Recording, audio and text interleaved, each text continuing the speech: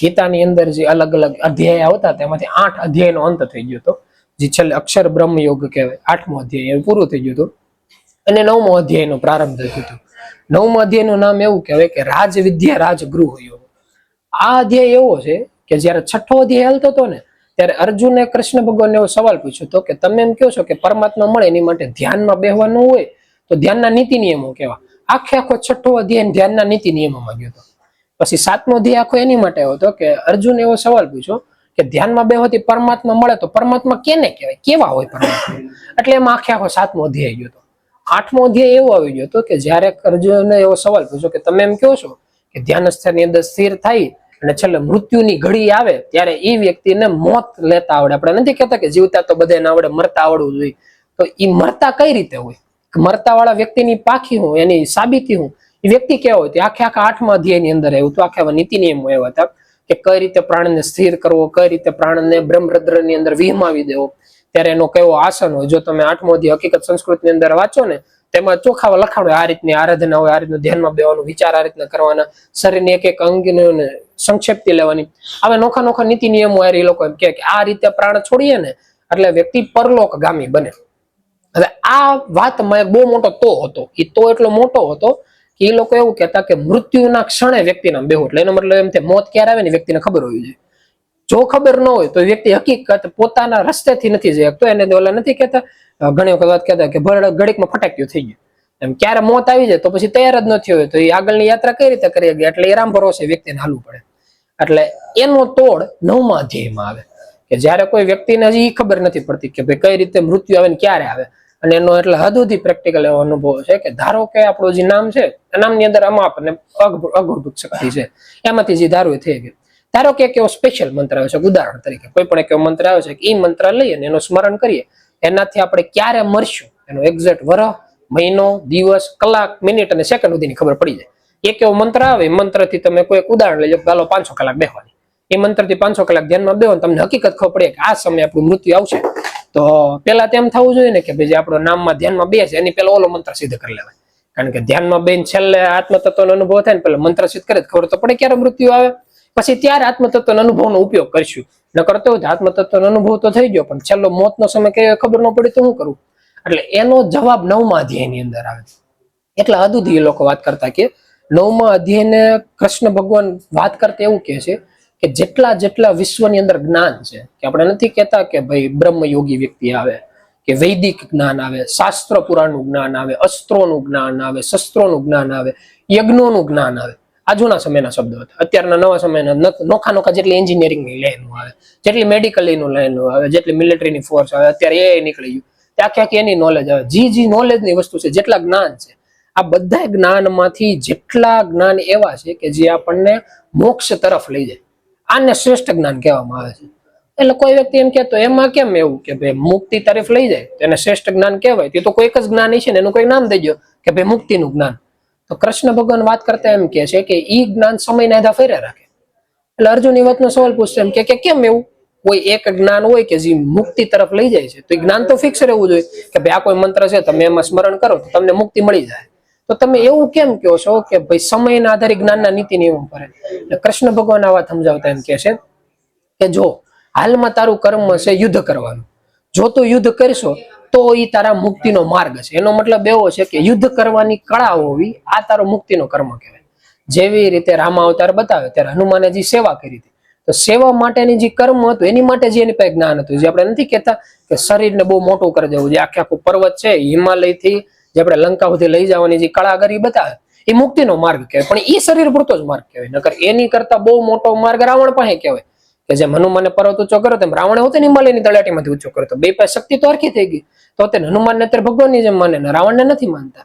આ બેનો ફરક જ ન્યા છે કે નોર્મલ જે જ્ઞાન છે ને ખાલી જ્ઞાન છે, એને કઈ રીતે ઉપયોગમાં લેવું એ મોક્ષના રસ્તા તરફ લઈ જાય. કે જેવી રીતે કોઈ ઋષિ મુનિ હોય એ પોતાના જ્ઞાનથી બીજા કેટલા વ્યક્તિઓને સાંત્વના દેતા હોય, એ હોતે જ્ઞાન મુક્તિના માનની જ્ઞાનની તરફ લઈ જાય. જેવી રીતે એક વકીલ છે એનો દુરુપયોગ કરે છે તો એની પાસે જે જ્ઞાન છે એ ઊંધા રસ્તેનું થઈ જાય. એટલે જ્ઞાન સમયના આધારે ફેરા રાખે. એટલે સંક્ષિપ્તમાં 9મા અધ્યાયની અંદર એવું કહેવાય છે કે જે કોઈ જ્ઞાન જે તે સમયે વ્યક્તિને મોક્ષ તરફ લઈ જાય ને એને સૌથી પહેલા નંબરનું જ્ઞાન કહેવાય. એટલે અર્જુન એમ કે તો તમારી વાત બરોબર છે, મારી માટે અત્યારે જ્ઞાન કયું કે તારી માટે સામે જેટલા દેખાય બધાને વધારી નાખ, આજ તારું મોટામાં મોટું જ્ઞાન. એટલે ઓલા લોકો એમ કે તો તમે અમને કહો છો કે જ્ઞાન બધાથી મોટું હોય, તો સૌથી મોટા જ્ઞાનની પરિભાષા કેવી, કેવું હોય, ખબર કેમ પડે? એટલે ત્યાંથી ઓલા લોકો એમ કે અત્યાર સુધીમાં જેટલા મેં તને જ્ઞાન આપ્યું, જેટલી સમજણ આપી ને, એનો જો તારે રાજા કેવો હોય, સૌથી મોટો રાજા, તો આ 9મો અધ્યાય છે. કે ધારે કે તારે પાસે નામ જ નથી, તો ધ્યાનમાં બેવાનો સવાલ જ નથી આવતો. કયા સમયે મૃત્યુ થયું એ તને ખબર નથી પડતી. તો હોતે જો કોઈ વ્યક્તિ 9મા અધ્યાયમાં બતાવેલા નીતિ નિયમો પ્રમાણે હાલી જાય, તો એવું કહેવાય કે એને ને મૃત્યુને ને મોક્ષને એક વસ્તુ લેવા દેવાની. જે ઘડીક પહેલા ટૂંકા શબ્દમાં ઘણામાં મેં વાત કરી હતી કે ભાઈ વશિષ્ઠ મહારાજને જયારે જ્ઞાન તત્વની પ્રાપ્તિ થઈ ત્યારે એની માટે 1 સેકન્ડ મૃત્યુલોક ઉપર રહેવું કે 4 યુગ મૃત્યુલોક ઉપર રહેવું બધું હરખું થઈ ગયું. એ જે અવસ્થા છે ને એ અવસ્થા શીખા જોઈએ. 9મા અધ્યાયમાં એ લોકો વાત કરતા એમ કે છે કે જો વસ્તુ સમજે, અર્જુન હોય ને એ કૃષ્ણ ભગવાનને સવાલ પૂછતા હોય તો એની માટે વ્યક્તિને કેવું કરવું પડે? એટલે કૃષ્ણ ભગવાન એને જવાબ દેતા એમ કે કોઈ પણ વસ્તુની પ્રાપ્તિ કરવા માટે પહેલા એ વસ્તુને તારે ઓળખવી પડે. કે ભાઈ આપણે ધારો કે કોઈ પણ ધનબળની કોઈ પણ વસ્તુ લેવી છે કે 4 વ્હીલ લેવી છે, તો આપણે એ તો ખબર પડી જાય ને 4 વ્હીલમાં 4 પૈડા આવે. ન કરતો ઓલા પ્રભુ ઘણી વખત જોક્સ કરતા એમ કે ભાઈ 4 વ્હીલ લેવી છે, કીધું તો મેડમ કહેતા આવડા 5 નાની લેતા હોય. એટલે હું કે ભાઈ એવું નથી જોતું, સાચી હાલ કે એવી. એટલે એની જેવું કે વ્યક્તિને પેલા વસ્તુનું જ્ઞાન હોવું જોઈએ કે ભાઈ એને કયું જોતું છે. એમ જો કોઈ વ્યક્તિ એમ કે છે ભાઈ મારે મુક્તિ જોતી છે, તેને પેલા મુક્તિનું જ્ઞાન હોવું જોઈએ. ધારો કે એને મુક્તિનું જ્ઞાન નથી, તો એને મુક્તિ કોઈ વ્યક્તિ પ્રાપ્ત કરેલા એવી વ્યક્તિની ઓળખ હોવી જોઈએ. એ ઓળખ માટે સદગુરુ છે મૃત્યુલોકમાં કોઈ એવો વ્યક્તિ જ નથી કે જેને મુક્તિ મળેલી છે અને એ વ્યક્તિ તમને માર્ગદર્શન દે. એટલે અહીંયા સદગુરુની વાત આવે. હવે તેજસ્વી આત્મા અને સદગુરુ વચ્ચે આ જ બે મોટો ફરક. તેજસ્વી આત્મા એને કહેવાય કે ધારો કે આપણે પ્રણાલિકા છે બેઠેલા છે, આમાંથી 5 જણા એક ઉદાહરણ તરીકે માની લો, ઉદાહરણ તરીકે 5 જણા એવા છે જે 4 ભૂમિકા પાર વટી જાય અને એ લોકો મોક્ષ તત્વને પ્રાપ્ત કરી લીધું. પણ એ જો કોઈ માર્ગદર્શન નથી દેતા તો તેજસ્વી આત્મા કહેવાય, પણ સદગુરુની અવસ્થામાં ન કહેવાય. સદગુરુની અવસ્થા ત્યાંથી કહેવાય જ્યારથી બીજા વ્યક્તિને માર્ગદર્શન આપે.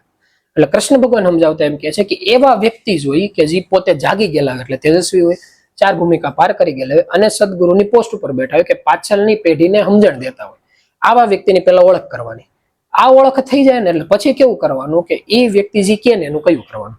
એટલે એની માટે ઓલા લોકો એમ કે છે કે તો કયું કરવા માટે એક વસ્તુ જોઈએ, કે કઈ વસ્તુ? કે એને એમ કહેવાય શ્રદ્ધા. કોઈ પણ વસ્તુમાં વ્યક્તિની શ્રદ્ધા જોઈએ, અને શ્રદ્ધા એટલે એટલી અખૂટ અને એમ કે અતૂટ જ હોય કે એ શ્રદ્ધાને કોઈ ડગમગાવી ન બોલે. આની વસ્તુ ઉદાહરણ દેતા ઘણી વખત એમ કે ભાઈ એમ કે ને કે અત્યારે દિવસ છે તો દિવસ સમજી લેવાનો, રાત કે છે તો રાત સમજી લેવાની, પણ આ બોલવામાં સાંભળવામાં સારું લાગે કે ભાઈ હા અરે પ્રભુ આપણને કહે કે ભાઈ દિવસ છે, આપણે માની લીધું દિવસ છે. એનાથી ફરક ન પડે. ફરક એમ પડે કે જયારે એ લોકો કોઈ જીવનની અંદર કોઈ કામ કરવાનું હોય ને એમ કે ને કે આમ કરી નાખતો, અને ત્યારે પોતાની બુદ્ધિ આડી આવે કે પ્રભુ એની જગ્યાએ આમ કરીએ તો વધારે ફાયદો થાય, તો ત્યારે જે પોતાની બુદ્ધિ હકાવી ને ત્યાં ફરક પડે કે ભાઈ આપણે કેટલા કદ સુધી ઓલા લોકોના કયા મર્યા છીએ કે નથી રહ્યા. જો વાત કરવી એક વાત અલગ છે કે આમ દેખાય છે, તમારો મત હોય તો કયો, અને એ કેવી રીતે કે તમારી કરતા તમને વધારે ખબર પડે, બે વચ્ચે લાંબો ફરક હોય. એટલે એની છે. એટલે ઓલા લોકો એમ કે જો સૌથી પહેલા વ્યક્તિની અંદર શ્રદ્ધા હોવી જોઈએ કે ભાઈ પરમાત્મા છે એ જ 100% છે. જયારે આ વ્યક્તિ અહીંયા શ્રદ્ધા સ્થિર કરે ત્યારે એટલા હદ સુધી સ્થિર કરી નાખવાની, બહારના મૃત્યુ લોકની એક વસ્તુમાંથી વિચાર અને શક્તિ ખેંચી લેવાની, ખેંચીને એક જ નામની અંદર નાખી દેવાની. કે કોઈ પણ વ્યક્તિ કે આમ જીવન જીવે ને આમ ન જીવે, એ બધું સાઈડમાં મૂકીને ખાલી એક જ નીતિ નિયમો. આમાં વ્યક્તિને જોતા એમ લાગે કે ભાઈ આપણે એમ તો જીવીએ છીએ, આપણે રોજ સવારે કામે જઈએ છીએ, કામકાજ કરીએ છીએ, ખાઈ પીએ છીએ, ઘર બારનું બધું આ બધું કરીએ છીએ, થાય તો 2-5 મિનિટ ધ્યાનમાં બેસીએ છીએ. પણ એનાથી આગળના નીતિ નિયમો કેવા આવે કે જેમ કે ઉદાહરણ તરીકે ધારો કે આજ ગુરુ પૂનમ જેવો સમય છે અને કોઈ એવું ખાસ કામ આવી ગયું, તો ત્યારે ત્યાં પોતા તરફથી વ્યક્તિ નિર્ણય લે કે ઓલું કામ કરવું ક્યાં કરવું. કોઈ કામ આવી ગયું ત્યારે આપણે પરમાત્માને પૂછે ભાઈ ગુરુ મહારાજ ભાઈ આ કામ આવ્યું છે, એટલું મોટું કામ છે, કામ કરતો હું ક્યાં કરું? ઓલા લોકોના તરફથી સવાલ જવાબ દે. પણ ધારો કેવું કઈક છે કે જેમ કે કોઈ જન્મ દિવસ છે કે આપણે કોઈના લગ્નમાં જવું, કોઈક વ્યવહારિક નામ થઈ ગયું, એવું કોઈ કામ છે ત્યારે વ્યક્તિ પોતા તરફથી નિર્ણય લીધો ભાઈ આપણે આ કામ કરવું છે, આ નથી કરવું. ત્યાંથી ફરક પડે કે કેટલા અદ્વિતીય નામ ઉપર શ્રદ્ધા છે વ્યક્તિની, એક પૂરતી સાબિતી આપે. પછી વ્યક્તિ જયારે શ્રદ્ધાની અંદર જાય ત્યારે કૃષ્ણ ભગવાન એમ કે છે કે જયારે કોઈ પણ વ્યક્તિની શ્રદ્ધા નામની અંદર ઠેરાવે ને ત્યારે એને એ વસ્તુનો ખ્યાલ આવે કે પરમાત્મા કણે કણમાં છે. કણે કણમાં એટલે એટલા હદ સુધી નિરાકાર અવસ્થામાં છે કે આખા મૃત્યુ લોકનું જે નિર્માણ કરવા માટે જે બ્રહ્માની ઉત્પત્તિ થઈ, જે પાલન માટે વિષ્ણુની ઉત્પત્તિ થઈ, જે સંહાર માટે જે શંકર ભગવાન કહેવાય એની ઉત્પત્તિ થઈ હતી, એ 3 શક્તિ એને જે પૂરી પાડે છે, જે અદ્રશ્ય શક્તિ છે, આની સિવાય જે આખું બ્રહ્માંડ, આ બધી વસ્તુ નિરાકાર પરમાત્માનું જ બનેલું વિશ્વ છે.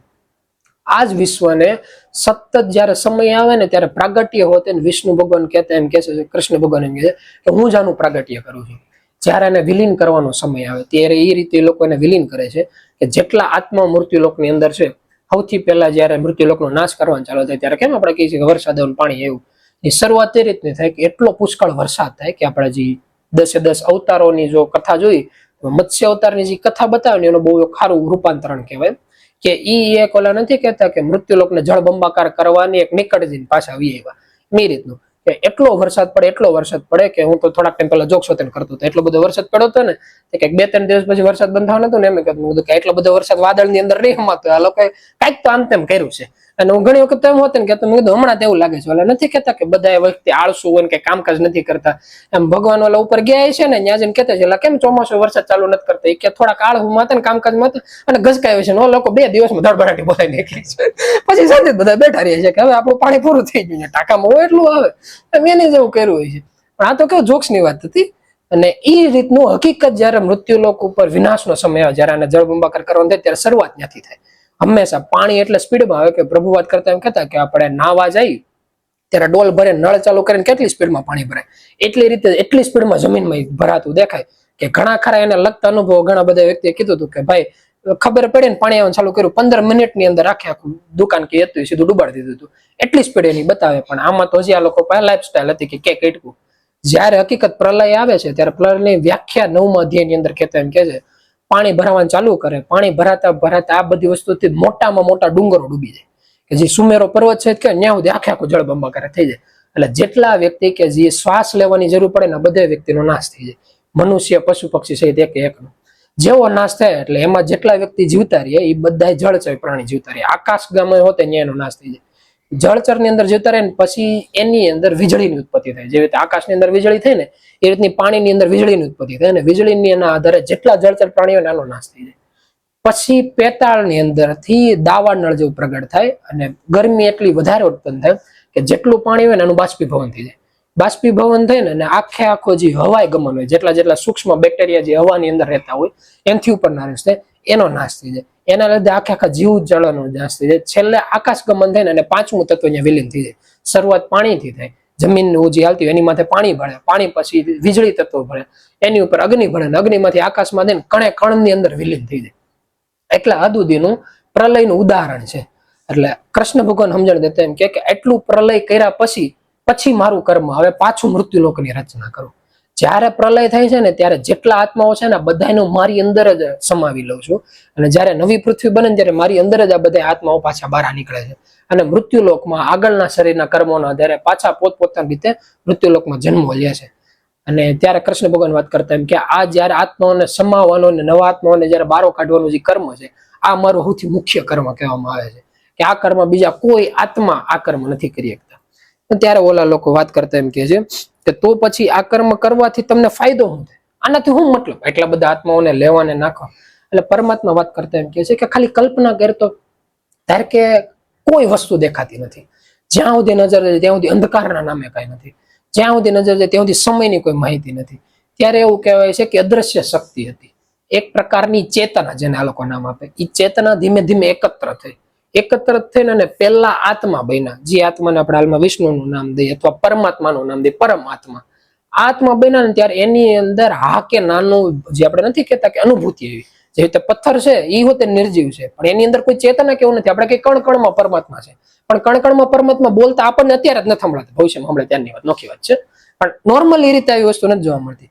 એ જયારે અદ્રશ્ય શક્તિ ભેગી થઈને જે પેલા આત્મા થયા, જે પરમાત્મા બન્યા, એ પરમાત્માને કેટલું એકલું લાગ્યું છે. કારણ કે આપણે અત્યારે જ સમય છે કે ભાઈ ખબર પડે કલાક 2 કલાક 3 કલાક કાંઈક તો સમય એવું કહેવાય કે યુગોના યુગો કે જેને આંકડા ન કહેવાય એટલા સમય સુધી આત્મા એકલા રહ્યા હતા.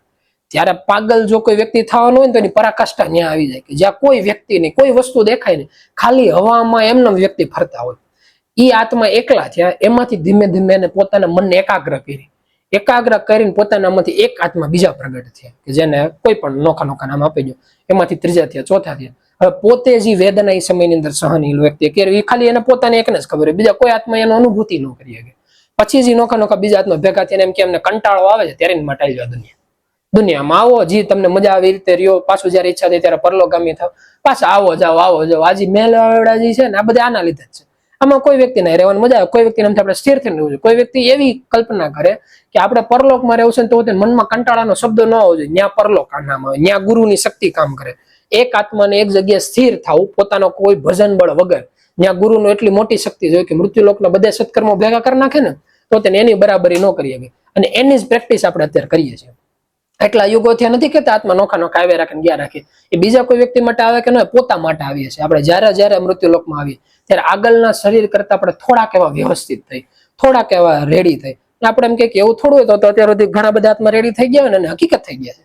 વિચાર કરો, જયારે સતયુગનો સમય હતો ત્યારે કોઈ એવા જવલે કોઈ વ્યક્તિ દેખાતા કે જે ધ્યાનસ્થની અંદર સ્થિર થાય, એની અંદર એટલી શક્તિ આવે, એ પરલોકની અંદર એવા સંકલ્પો છૂટા મૂકે, દુનિયાના બીજા છેડેના સંકલ્પો પૂગતા. અત્યારે ફોન આવી ગયા, કોઈ પણ વ્યક્તિ નાનકડો 5 થી 6 વર્ષના છોકરા પર એટલી મોટી શક્તિ એવી. આ શક્તિ એમને નથી એવી, ઓલા બધા આત્માઓ આગળ નીકળ્યા છે. એક કઈ આત્મા એવો નથી કે હજી પાછો રહી ગયો. ખાલી ફરક એટલો છે કે લાખો કિલોમીટરની દૂર હોય ને એકાદો સેન્ટીમીટર કોઈક આગળ પાછળ હોય ને આપણને આ દેખાય છે કે જો આગળ નીકળી ગયો, નવા નીકળી ગયો. બાકી પરમાત્માની હોડની અંદર જો આપણે જોવા જઈએ ને તો પરમાત્મા એવું કહેવાય છે કે જ્યારથી પેલા આત્મા બન્યા હતા ને ત્યારથી એના મંત્રની ઉત્પત્તિ કરી હતી. આપણે જે અત્યારે 6 શબ્દનો મંત્રનું સ્મરણ કરીએ છીએ ને ત્યારથી એને ઉત્પત્તિ કરી હતી, ત્યારથી એને સ્મરણ ચાલુ કર્યું છે. એ ત્યારથી અત્યાર સુધી સતત સ્મરણ કરતા આવ્યો છે. એટલા હદ સુધી પરમાત્માની શક્તિ બતાવે કે જયારે એનો જન્મ થાય ને ત્યારથી સીધો એક તાર લાગેલો હોય આત્માની અંદર. એટલા હદ સુધી એની શક્તિ હોય. આપણે ખાલી અડધી કલાક ધ્યાનમાં બેસીએ ત્યારે આપણું મન કેટલું પ્રફુલ્લિત હોય. વિચાર કરો, એટલા સમયથી જે વ્યક્તિનું મન સ્મરણ કરેલું હોય એનું કેટલું પ્રફુલ્લિત હોય. તો તેને આપણી ભેગા જોઈ આવવા માટે તૈયાર હોય. મૃત્યુલોકમાં આવીને આપણને એક એક આંગળી પકડીને બેહારે. જેમ ઓલે મનગમતો ટીચર હોય એ કેમ નાના છોકરાને ખોળામાં બેહાડીને પાટી લઈને અને કેચ પેન પકડીને એમ કે જો બટાને એકડે એક કહેવાય, કે જેને હજારો વખત એકડા ઘૂટેલા છે તો હોતે ફરી પાછો આવે ને એકડે એક કહેવાય. એ જે એકડો ઘૂટાવરાવે છે ને એનાથી મોટી બલિહારી કોઈ ન કહેવાય. કે વિશ્વની અંદર માયગા જોઈએ એનાથી મોટું કોઈ માગવાનો શબ્દ ન આવે.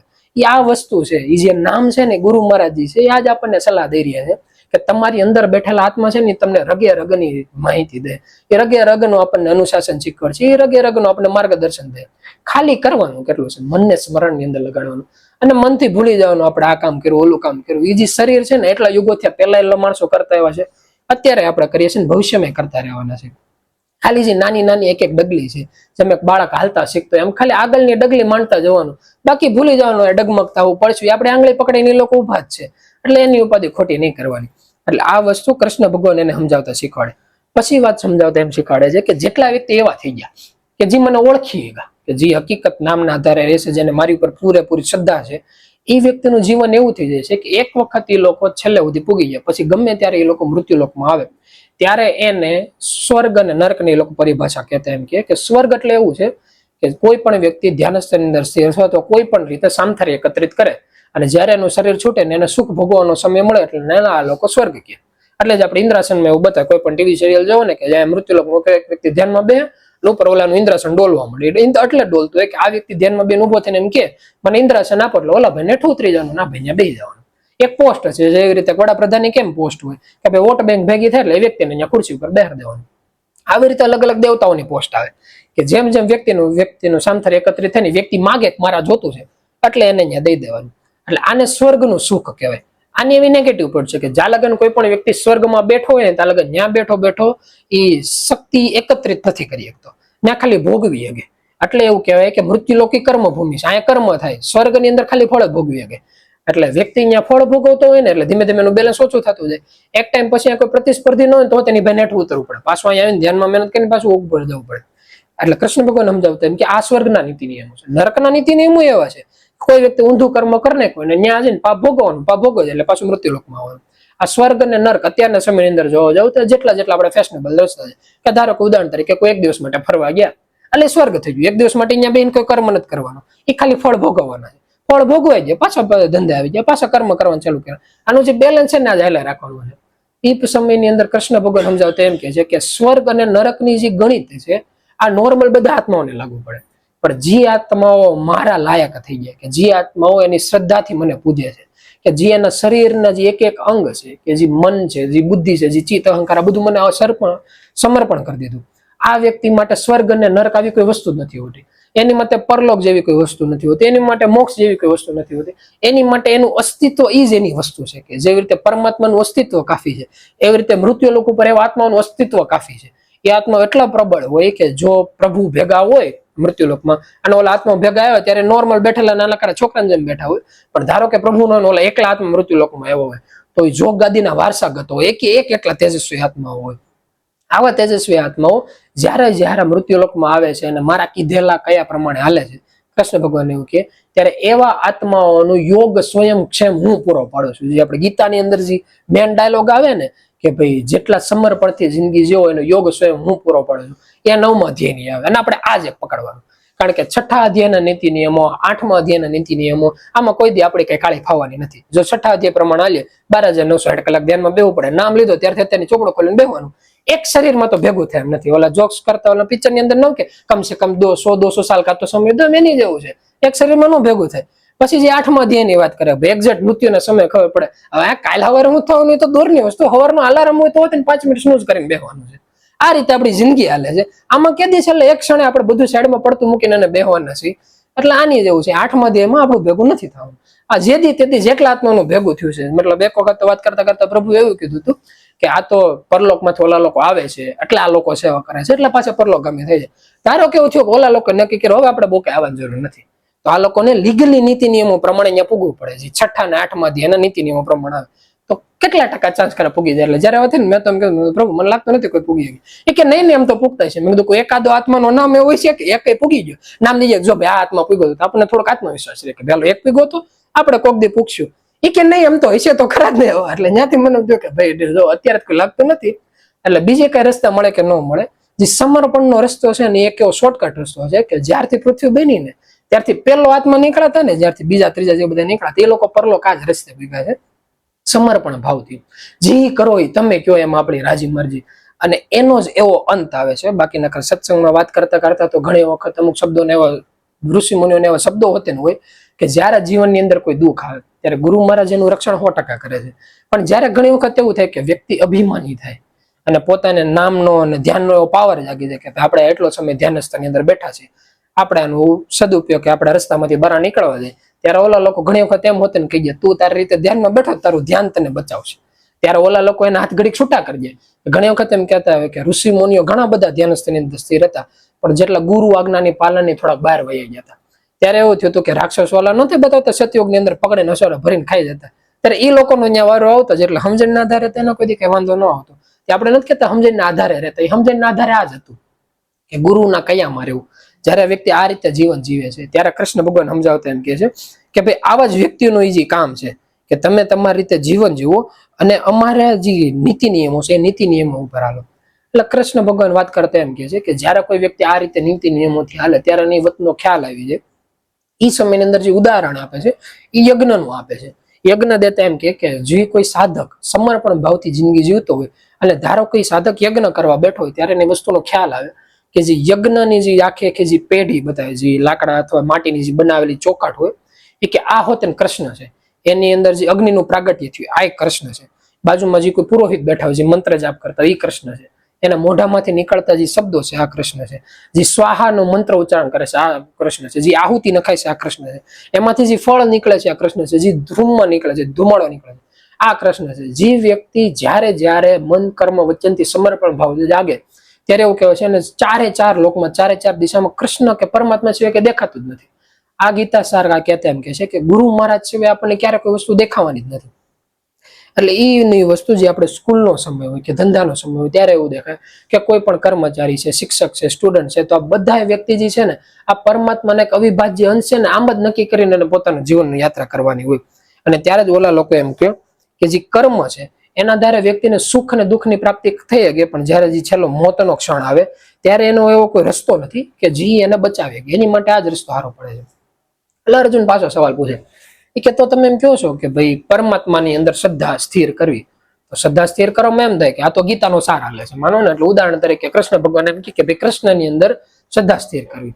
પણ ધારો કે અત્યારના સમયમાં જયારે આપણે આની આ વસ્તુ વિચાર કરીએ તો કોઈ મુસલમાન ધર્મની અંદર છે, કોઈ ખ્રિસ્તીય ધર્મની અંદર છે, કોઈ સ્વામિનારાયણ ધર્મની અંદર છે, કોઈ શંકર ભગવાનને માનતા હોય, કોઈ ગણપતિને માનતા હોય, કોઈ હનુમાનને માનતા હોય, અલગ અલગ ધર્મમાં વ્યક્તિને માને છે. તો શ્રદ્ધા કોઈ પણ એક જગ્યાએ સ્થિર કરી ગયા ને એવું તો નથી કે ભાઈ કૃષ્ણ ભગવાન માં જ સ્થિર કરવી. કોઈ શંકર ભગવાનમાં કરે, કોઈ બાઇબલમાં કરતા હોય, કોઈ જીસસમાં કરતા હોય, કોઈ કુરાનમાં કરતા હોય, અલ્લાહજીનું નામ દેતા હોય, કોઈ ભગવાન બુદ્ધમાં કરતા હોય, કોઈ મહાવીર સ્વામીમાં કરતા હોય, કે આપણે સદગુરુ પરમાત્મા કે આપણામાં આપણી શ્રદ્ધા સ્થિર કરતા હોય. તો આમાંથી કોની ઉપર શ્રદ્ધા સ્થિર કરવી? આપણને એમ તો કેમ ખબર પડે? સાધક તરીકે આપણને કેમ ખબર પડે કે ભાઈ કયા ભગવાન સૌથી મોટા? જો આપણે આ રસ્તા ઉપર આવીએ તો ઓલા નથી કેતા વિવાદ થઈ જાય. ગવર્મેન્ટના રૂલ્સ ઉપર હોતે જે ધર્મ છે આના આધારે માણસો બાટે છે. એટલે અર્જુનની સમયની અંદર સવાલ પૂછતો કે તમે એમ કહો છો કે શ્રદ્ધા સ્થિર કરવી, તો કોની પાછળ સ્થિર કરવી? એટલે ત્યારે કૃષ્ણ ભગવાન સમજાવતા એમ કે છે કે તને જે વ્યક્તિ વસ્તુ કે પદાર્થ જેની ઉપર બરોબર લાગે ને એની ઉપર શ્રદ્ધા સ્થિર કરને.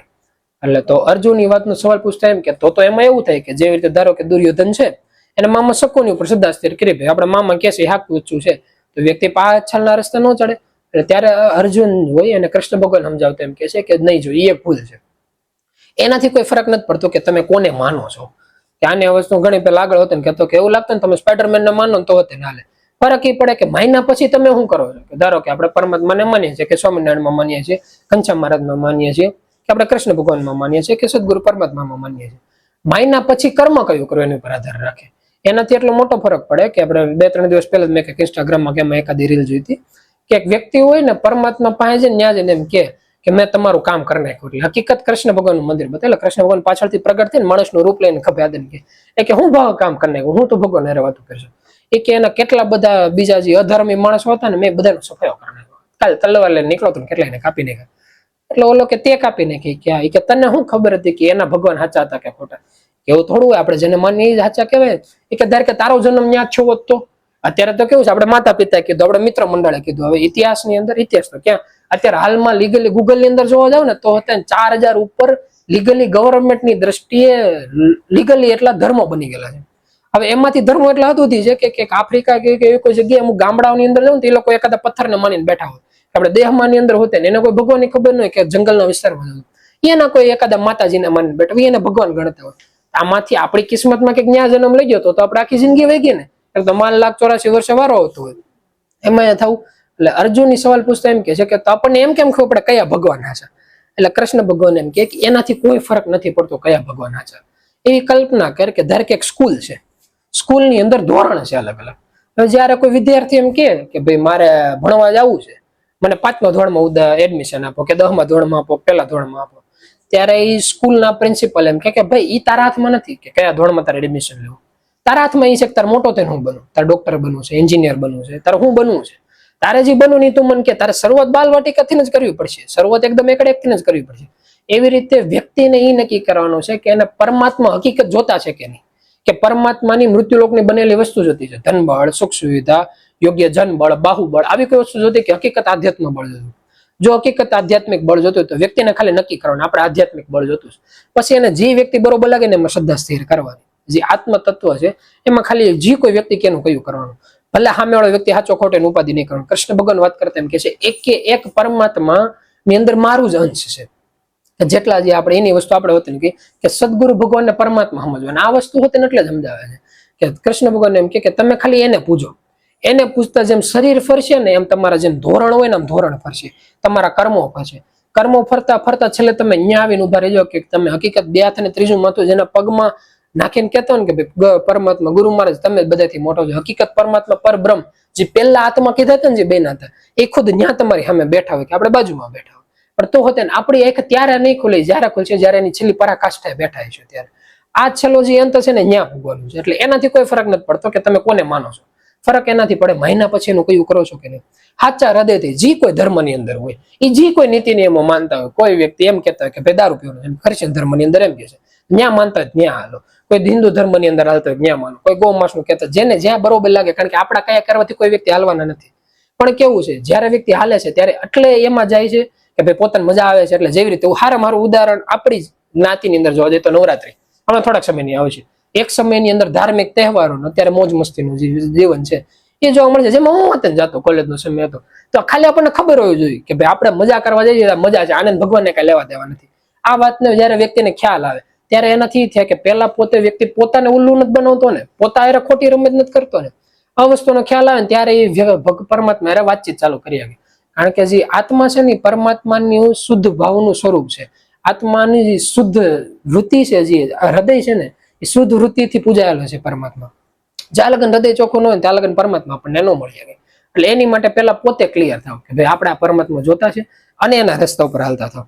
એટલે કૃષ્ણ ભગવાન એમ કે જેવી રીતે સ્કૂલમાં એડમિશન લેવું તારા હાથમાં નથી, એવી રીતે કયા ગુરુ તને મળે તારા હાથમાં નથી, તું કયા ધર્મમાં માની તારા હાથમાં નથી, તું કયા વ્યક્તિને માની નહીં તારા હાથમાં નથી. તારા આગળના કર્મોના આધારે આવશે કે કોઈ એક વ્યક્તિ છે કે જેમ કે તારી માટે હું તારો ભાઈ છું, કૃષ્ણ ભગવાન તરીકે, કે આપણા કાકા બાપાના ભાઈઓ કે મામા માસીના ભાઈઓ સમજીને બધા કે મામા માસીના ભાઈ છે, એમ જેમ અહીંયા આપણે ભાઈઓ થઈ છે એમ ન્યાય ભાઈઓ થઈ છે ને, જે કૌરવો હતા ન્યાય ભાઈઓ થતા હતા. તો એની માટે કોઈ બીજા વ્યક્તિ મહાન નથી, તારી માટે હું ફરક ન્યા છું. પ્લસ તારા જ હગા ભાઈઓ, આજે માહિતી હું તને આપું છું એની વાત હું ભીમને કે યુધિષ્ઠિરને કેમ નથી કહેતો? એટલે કારણ કે મને તારી અંદર એ વસ્તુ દેખાણી, ઓલા લોકોની અંદર ન દેખાણી, એટલે આ ફરક પડે. એટલે પાછા ઓલા લોકો સવાલ પૂછતા એમ કે તો પછી તમે એમ કહો છો કે ધર્મ માટે ભક્તિ કરવી પડે, તો ભક્તિને કોઈ રોકી શકે ખરું? એટલે કૃષ્ણ ભગવાન એમ કે ભક્તિને સાચું કહેવા જાય તો કોઈ રોકી નથી શકતું. એને કોઈ ધર્મ નથી નડતો, એને કોઈ જાત પાત નર નારી નાન્યતર. અને એટલે આપણા હિન્દુ ધર્મની અંદર, એમાં આપણે ખાસ કરીને સનાતન ધર્મ અથવા તો આપણા નામની અંદર, તો કે આ લોકો અલગ અલગ શબ્દોને એટલા ગીચીને એવા કરી દીધા કે બધાને પોતપોતાની રીતે નીતિ નિયમો રાખે. પણ આપણું જે નામ છે, નામની અંદર હકીકત કોઈ પણ વ્યક્તિને મંત્ર દીક્ષા લેવામાં અથવા એમાં ધ્યાનમાં બેસવામાં, એમાં કોઈ પણ વ્યક્તિ કોઈ રોકટોક કરવામાં આવેલી નથી. આ વ્યક્તિ દીઠ હોય, કોઈ એક વ્યક્તિ ધ્યાન અંદર શેર થતો હોય તો એના ગુરુ મહારાજને કીધું કે ભાઈ કલાક ઉપર નહીં જતો, અડધી કલાક ઉપર નહીં જતો. એ વ્યક્તિ દીઠ ટાઈમ પર હોય કે ભાઈ એટલો ટાઈમમાં નહીં કરવાનો, પછી આગળની યાત્રા થાય. એટલે કૃષ્ણ ભગવાન એમ કે ધર્મનો કોઈ નીતિ નિયમ એ બાબતે નથી, કોઈ વ્યક્તિ કોઈ રોકી નથી શકતો. પછીના જે આગળના રસ્તા હોય ઈ એમ કે ઓલા લોકો એવો સવાલ પૂછે કે તો પછી કોઈ વ્યક્તિથી પાપ વધારે થઈ ગયા હોય તો ભાઈ કેટલા હદ સુધી નામની અંદર ઊંડા ઉતરી શકે, ક્યારથી એ લોકો પરમાત્માનો જે રસ્તો છે આગળ લઈ આવે. ત્યારે કૃષ્ણ ભગવાન જવાબ દેતા એમ કે પાપીમાં પાપી મહાપાપી કેમ ન હોય? એક વખત ખાલી વ્યક્તિને નક્કી કરવાનું કે આપણે નામની અંદર હાલવું છે, ગુરુ મહારાજના કયામાં રહેવું છે, એટલે એને કોઈ વસ્તુ નથી નડતી. એનું હારું ઉદાહરણ આપણે જેસલ તોરલજી બતાવે. એનો જે તમે યુટ્યુબ ની અંદર સર્ચ કરશો તેની અંદર હોતેનું ઓલું જે આખું ભજન બતાવે કે પાપ તારો પડકાર ધર્મ તારો સંભાળ તારી બેડલી ને ઉબડવા નહીં દઉં, એ જે આખી કથા આવે એમાં એવું જ બતાવે. લીગલી જો કોઈ સાંભળેલી ન હોય, નવી પેઢી હોય તો આખું એ રીતનું બતાવે કે ઈ લોકો જે જેસલ અને તોરલ બતાવે એ ગુરુ શિષ્ય બતાવે. એ ટાઈપમાં કે જે તોરી રાણી બતાવે એ ગુરુ બતાવે, જે જેસલ બતાવે એ શિષ્ય બતાવે. તો એ લોકો એક જે આપણે નાવકી બતાવે કે હુડકી બતાવે, એક બોટ બતાવે, એનાથી દરિયાના એક કિનારાથી બીજા કિનારે જતા હોય. હવે લીગલી આ જે સિનારીઓ છે ને એ આખો કચ્છ બાજુનો અને રાજસ્થાન બાજુનો છે, એટલામાં દરિયો આપણે જે કચ્છનો અખાત આવે ને એક જ દરિયો આવે છે, એટલે હું માની નાલું છું કે લગભગ એ જ દરિયો હશે. ત્યાંથી લોકો જઈને જતા હોય ને એમાં ધીમે ધીમે મધ દરિયે વાવાઝોડું નીકળે. જે જેસલ બતાવે ને એની પહેલાના સમયમાં બહુ ખરાબમાં ખરાબ માણા, એટલે એની પર કોઈ નામ ન આવે, એટલે આ સુધી ખરાબ માણા બતાવે. બારવટી ગુંડો જે કોઈ સારા શબ્દો લાગતા હોય ને બધા વ્યક્તિને પહેરાઈ દેવાના, એવો માણા બતાવે. હવે ઈ માણા ડાયો બન્યો હોય અને હજી જો કે હજી બન્યો ન હોય, બનવાનો ટાઈમ હાલતો હોય, ત્યાં જે એક્ઝેક્ટ આ જે ભજન આવી આવે ત્યારે ઓલો વ્યક્તિ બીકને મારે એમ કે હું ડૂબી જાય, હું મરી જાય, મને બચાવી લ્યો. અને એની ઘડીક પહેલા જે તોરી રાણી બતાવે ને 2-3 ચમત્કારો કરી નાખ્યા હોય કે એકની જગ્યાએ 2 નારી થઈ જાય, પછી અમુક જે બળદ કે ભે કે જેવું કંઈક બતાવે ને કે કલર ફેરવી નાખે એવું કંઈક બતાવે. તો સરવાળે એ લોકો ચમત્કાર જેવું બતાવે, આને એમ લાગે કે તમારી અંદર કોઈ શક્તિ છે, શક્તિથી તમે મને બચાવી લો, જે મારી બોટ છે ને એને તારી લો. અને ન્યાય આખી જે ભજન છે ગાય કે પાપ તારો પડકાર ધર્મ તારો સંભાળ તારી બેડલીને બુડવા નહીં દો. ત્યારે ઓલો વ્યક્તિ એક એક કરીને પોતાના પાપ બોલવાનું ચાલુ કરે કે એમ કે અમે જંગલની અંદર જેટલા મોરલા હતા ને અમે માર્યા હતા. એને પછી કહેતા એમ કે બધા વ્યક્તિ મહેનત કરીને અને જયારે દુષ્કાળ પડે ને એની માટે પાળી બનાવે અને પાણી ભેગું કરેલા, જે આપણે જૂના સમયની અંદર ડેમ કરતા નાનો અમથો ડેમ, એ કે ડેમ બનાવતા ને અમે આ ડેમ તોડવાનું કામ કરતા. એની સિવાય એમ કે એટલે એમ કે કેટલા મોડ બંધા અમે તોડ્યા હતા. પછી એમ કે 27 જાનું જે કહેવાય જાનું અમે લૂંટી હતી. એ સમયની અંદર 27 એટલે એવો બતાવે કે આપણે 140 કે એ લોકોને એમ કહેવાય ને કે 52, તો 52 ગણતા એને ન આવડે એટલે 20 બે વખત કરે એટલે 2 20 અને એની માથે 12, એટલે એમ કે 2 20 ને માથે 12 એટલે 27 એવા શબ્દો વાપરે. 140 વખત અમે આવા કામ કર્યા હતા. એની સિવાય બધાની હગીજ બેન અને એના દીકરા બધા એને મારી નાખ્યા હોય. એની સિવાય અલગ અલગ કહેતા એટલા બધા કહી જાય કે છેલ્લે બોલી ન ગઈ ને એમ કે જેટલા મથેરા મારે કે મારા માથા ઉપર જેટલા વાળ છે ને એટલા મેં કુકર્મ કર્યા છે, તો હોત તમે મને બચેલો. ઓલા એક જ વાત પહેલેથી છેલ્લે કે પાપ તારો પડકાર ધર્મ તારો સંભાળ તારી બેડલીને બુડવા નહીં દો. અને હકીકત છેલ્લે સુધી એ કચ્છની ધરતીનો જે કાળોતરો નાગ કહેવાતો જે જેસલ જાડેજા બતાવે અને પોતાની ઈચ્છાથી ત્યાં સમાધિ લે, જે મૃત્યુનો સમય આવે ત્યારે હકીકત પીર થઈને પૂજાય જે કચ્છની ધરતીમાં. એટલે એટલો ફરક એક જ શરીરની અંદર થતો દેખાડે. એટલે કૃષ્ણ ભગવાનનું પ્રેક્ટિકલ ઉદાહરણ. એટલે એ લોકો 9મા અધ્યાયના અંતમાં એમ કે કોઈ પણ પાપીમાં પાપી મહાપાપી કેમ ન હોય, એક વખત અમારા શરણમાં આવ્યા એટલે પછી એની ઉપાધિ એને નથી, એની ઉપાધિ અમે કરીએ છીએ. અને ત્યાંથી જે 9મો અધ્યાય છે, 9મો અધ્યાયનો અંત થાય અને 10મા અધ્યાયની આપણે જે વાત છે આવતા સત્સંગમાં કરશું. જયારે એમ થાય કે કરી છૂટવું છે ત્યારે મનને સ્મરણની અંદર લાગીને અને ગુરુના કહેવામાં રહેજો. બોલો સદગુરુદેવની જય.